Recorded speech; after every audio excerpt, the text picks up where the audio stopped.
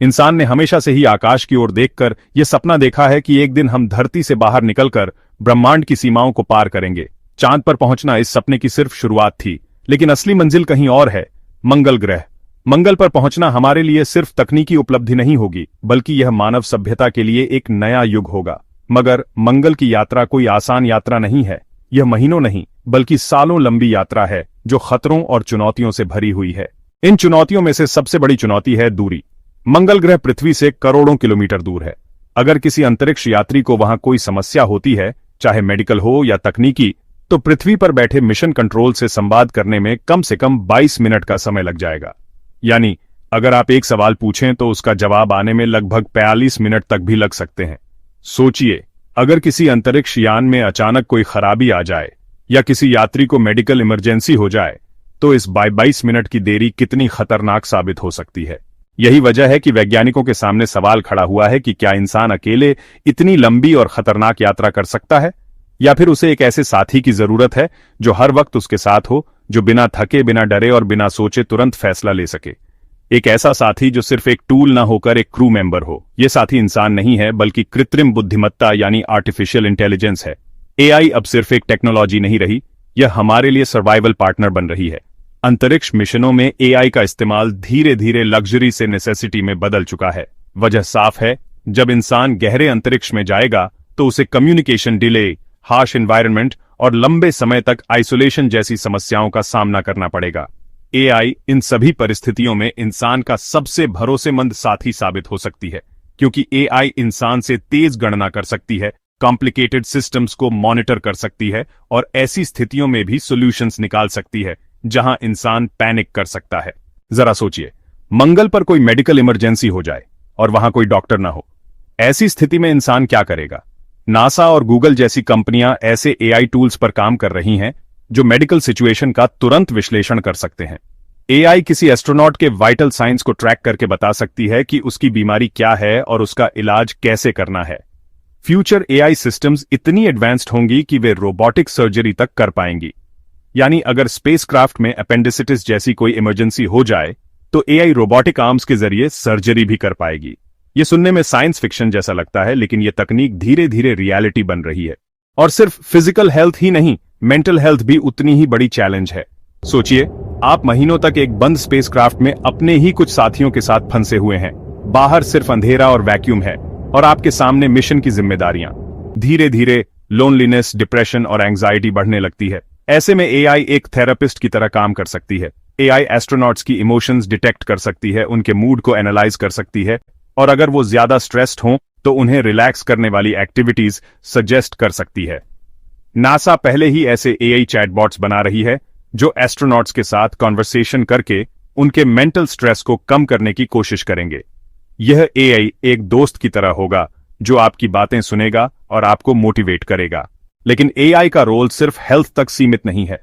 अंतरिक्ष में कई ऐसे काम होते हैं जो इंसान के लिए बहुत डेंजरस या इम्पॉसिबल होते हैं, जैसे स्पेसक्राफ्ट के बाहर मरम्मत करना या अननोन टेरेन पर एक्सप्लोरेशन करना। यहां पर AI powered robots game changer साबित हो सकते हैं। नासा के ऑटोनोमस रोवर्स पहले से ही मंगल की सतह पर खुद अपने रास्ते ढूंढ रहे हैं, रॉक्स एनालाइज कर रहे हैं और सैंपल्स कलेक्ट कर रहे हैं। भविष्य में ये रोबोट स्पेसक्राफ्ट की मरम्मत करेंगे, सोलर पैनल साफ करेंगे और यहां तक कि एक्स्ट्रा टेरेस्ट्रियल थ्रेट से स्पेसक्राफ्ट की रक्षा भी करेंगे। एआई नेविगेशन सिस्टम्स भी उतने ही महत्वपूर्ण हैं। अंतरिक्ष में कोई जीपीएस नहीं होता। स्पेसक्राफ्ट को सोलर स्टॉर्म्स, मीटियोरॉइड शॉवर्स या रेडिएशन स्पाइक्स जैसी समस्याओं का सामना करना पड़ सकता है। ऐसे में एआई एल्गोरिथम्स रियल टाइम में डेटा एनालाइज करके स्पेसक्राफ्ट को सही पैथ पर ले जा सकते हैं। एआई फ्यूचर हैजर्ड्स को प्रेडिक्ट करके स्पेसक्राफ्ट को पहले से ही वार्न कर सकती है। इसका मतलब यह हुआ कि एआई सिर्फ असिस्टेंट नहीं, बल्कि एक गार्डियन की तरह काम करेगी। मगर एआई का रोल यहीं खत्म नहीं होता। मिशन शुरू होने से पहले भी एआई क्रिटिकल है।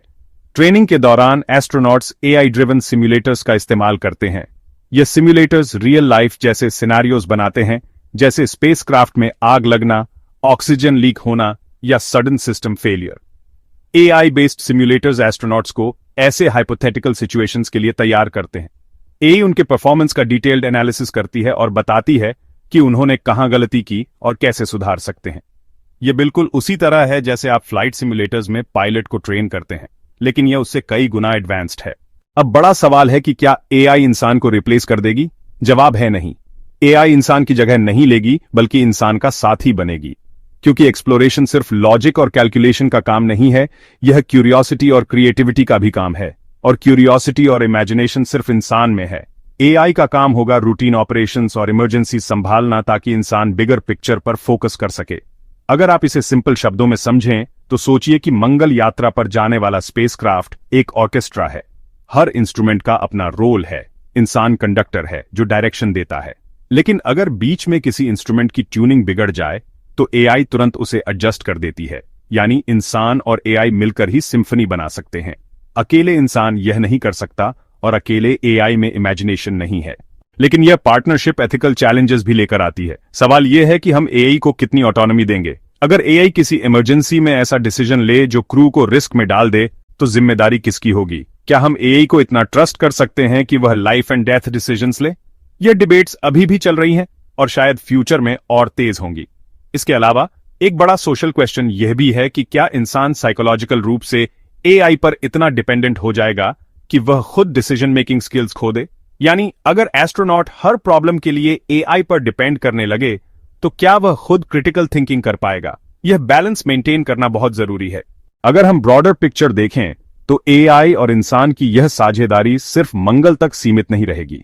एक दिन जब हम सोलर सिस्टम से बाहर जाएंगे, इंटरस्टेलर मिशंस की बात करेंगे, तो वहां कम्युनिकेशन डिले सालों का होगा। वहां इंसान को सरवाइव कराने के लिए एआई ही असली सहारा होगी। एआई स्पेसक्राफ्ट को डेकेड्स तक चलाएगी, जनरेशंस तक क्रू का ध्यान रखेगी और शायद नए वर्ल्ड्स कॉलोनाइज करने में मदद करेगी। नासा, ईएसए और आईएसआरओ सभी एजेंसीज इस दिशा में काम कर रही हैं। आईएसआरओ ने भी अपने गगनयान मिशन के लिए एआई बेस्ड ह्यूमनॉइड रोबोट वियोमित्रा को तैयार किया है, जो एस्ट्रोनॉट्स की मदद करेगी। यह प्रूफ है कि एआई अब सिर्फ वेस्टर्न नेशंस तक सीमित नहीं है।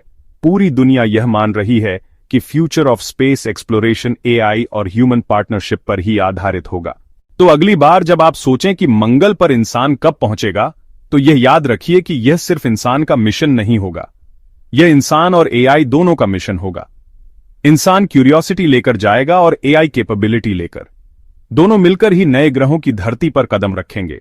अगर इंसान अकेला जाता तो शायद यह असंभव होता, लेकिन इंसान और एआई मिलकर नामुमकिन को मुमकिन बनाएंगे। अंत में सवाल यही है कि क्या आप तैयार हैं उस भविष्य के लिए जहां इंसान और मशीन साथ साथ ब्रह्मांड की खोज करेंगे, जहां आपका साथी एक फ्लैश एंड ब्लड इंसान नहीं बल्कि एक इंटेलिजेंट मशीन होगा? यह फ्यूचर बहुत दूर नहीं है। मंगल की यात्रा शायद 2033 में शुरू हो जाएगी और उसमें एआई की भूमिका सेंट्रल होगी। इंसान की जिज्ञासा और एआई की ताकत मिलकर हमें वहां ले जाएगी जहां आज तक सिर्फ हमारी कल्पना पहुंची है।